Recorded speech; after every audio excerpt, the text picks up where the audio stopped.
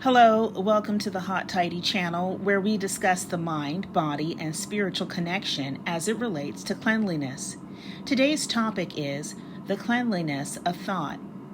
Just like we tidy our homes or care for our bodies, our thoughts deserve intentional cleansing. What does it mean to spiritually declutter? Has there ever been a time for you when your mind felt messy? We're going to incorporate Scripture along with some everyday situations that can help us dissect the messy mindset and help us to reset.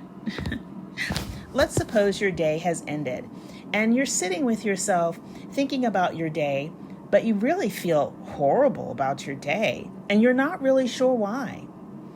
But when you think about it, you had a good morning, everything was fine, except when you started to back out of your driveway and you had a near miss with another vehicle.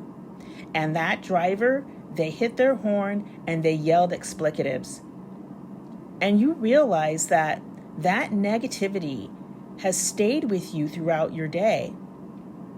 You may not have even given it any further thought until the very moment you sat down to think about, where is this coming from and why do I feel this way? Philippians chapter 4 verse 8 reads, "Finally, brethren, let your minds be filled with whatever is true, whatever is honorable, whatever is just, whatever is pure, whatever is pleasing, whatever is commendable, whatever is excellent, whatever is worthy of praise." When we consider this scripture and we consider the scenario, ask yourself, is this honorable? Is it just? Is it pure? Is it pleasing? Is it commendable? Is it excellent?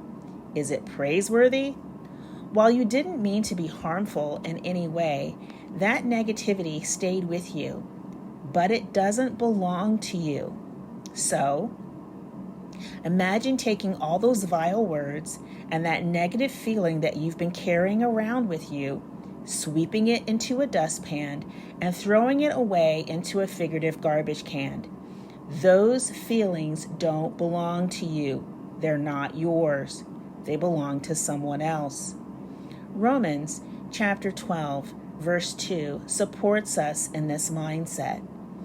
Romans chapter 12, verse 2 reads, "Do not be conformed to the world, but be transformed by the renewal of your minds, so that you will be able to discern the will of God and to know what is good and acceptable and perfect." So while it is commendable that we don't respond and like, when we experience these negative things, we don't want to be conformed to the world, but the scripture tells us that we also need to be transformed by the renewal of our minds. This renewing of the mind requires action, and it's not something that will just suddenly happen. How can we do that? You know, for me personally, there are things that I like to say once I've gotten that negativity away. I've given it back or I've thrown it away, figuratively. I realize that I need to replace it with something good and positive. I need to renew my mindset. And what I like to say is, all things are working for my good. Again, all things are working for my good. And then I like to put my name into it. All things are working for Jacqueline's good. All things are working for Jacqueline's good. And this could be while you're on the drive to work, coming and going. Maybe you're running some errands. It could be maybe you're dealing with a negative situation like your health, or maybe you're overwhelmed by household responsibilities.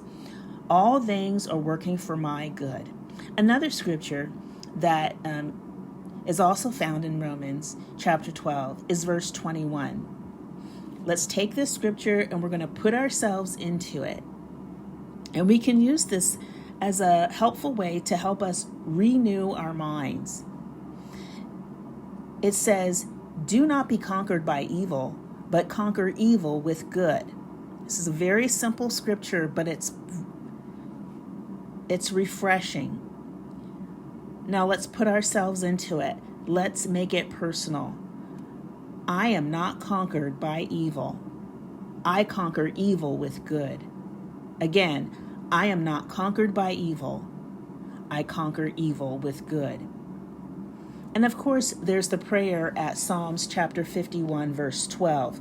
Now, I'm using the New Catholic Bible, the St. Joseph's edition, and so your Bible might read Psalms 51, verse 10. But in this particular Bible, it's in verse 12, and it says, "Create in me a clean heart, O God, and renew a resolute spirit within me." I like this scripture. Let's say it again.